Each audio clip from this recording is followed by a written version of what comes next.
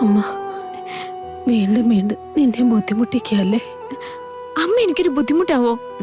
എന്തിനെങ്ങനെയൊക്കെ പറയുന്നേ? നിനക്കെന്നോട് പിണക്കം മാറിയായിരുന്നോ? അതിനാരാ പറഞ്ഞേ ഞാൻ അമ്മയോട് പിണങ്ങിയിരിക്കാന്ന്? അല്ലാണ്ട് പിന്നെ നീ എന്റെ കൈ തട്ടി മാറ്റില്ലല്ലോ. അയ്യോ, അത് അന്നേരത്ത് ഞാൻ വേറെന്തൊക്കെയോ ആലോചിച്ചോണ്ടിരിക്കയായിരുന്നു. അങ്ങനെ ചെയ്തു പോയതാ. എന്നോട് പൊറുക്കണം. കണ്ണ് തുറന്നപ്പോ ഞാൻ കാണുന്നത് ഈ വെളിച്ചവും ഇവിടെ ആളുകൾ നടക്കുന്നതും ഒക്കെയാ. അപ്പോ ആശുപത്രിയിലാണെന്ന് എനിക്ക് മനസ്സിലായി. ഡോക്ടർ എന്താ പറഞ്ഞേ? എപ്പോഴാ നമ്മൾ തിരിച്ചു പോന്നേ? ഇനി ഓപ്പറേഷൻ മാറ്റി വെക്കുന്നില്ലേ? ഇനി ഓപ്പറേഷൻ മാറ്റി വെക്കുന്നില്ല. ഇപ്പൊ തന്നെ ചെയ്യാനാ തീരുമാനം. അതിന്റെ കാശ്? അതിനെ കുറിച്ച് ആലോചിച്ച് ഇവിടെ കിടന്നതിന് വിഷമിക്കണ്ട. അതൊക്കെ ഞാൻ വേണ്ടതുപോലെ ചെയ്തിട്ടുണ്ട്. അങ്ങനൊരു വിഷമമൊന്നുമില്ല എനിക്ക്.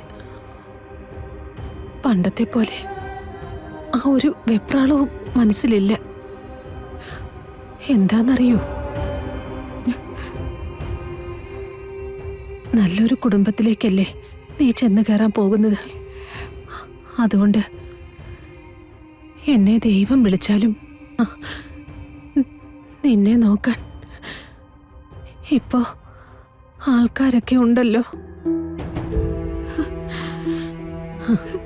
ഇത്രയും കാലം വേദനിച്ചതിന്റെ ഒക്കെ കൂലിയായിരിക്കും ഇത്.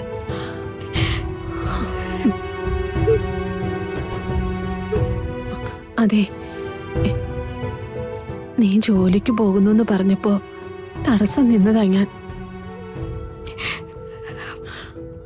അന്ന് എന്റെ വാക്കും കേട്ട് അവിടെ തന്നെ നീ നിന്നിരുന്നെങ്കിൽ ഇന്ന് ഈ ചെറുക്കനെ നീ കാണുമായിരുന്നു. ഇങ്ങനൊരു കല്യാണാലോചന വരുമായിരുന്നു. ഡോക്ടർ കൂടുതലൊന്നും സംസാരിക്കാൻ പാടില്ലെന്ന് പറഞ്ഞിരിക്കുന്ന, എന്നിട്ട് എന്നെ ഇങ്ങോട്ട് വിട്ടത്. അവരങ്ങനെയൊക്കെ പറയും, മിണ്ടാൻ പാടില്ല, അനങ്ങാൻ പാടില്ല എന്നൊക്കെ. മനുഷ്യന് മിണ്ടാൻ തോന്നുമ്പം മിണ്ടണ്ടേ? എന്നാലും വേണ്ട, അമ്മ ഉറങ്ങിക്കോ. ഞാൻ അടുത്ത് തന്നെ ഇരിക്കാം. ഉം.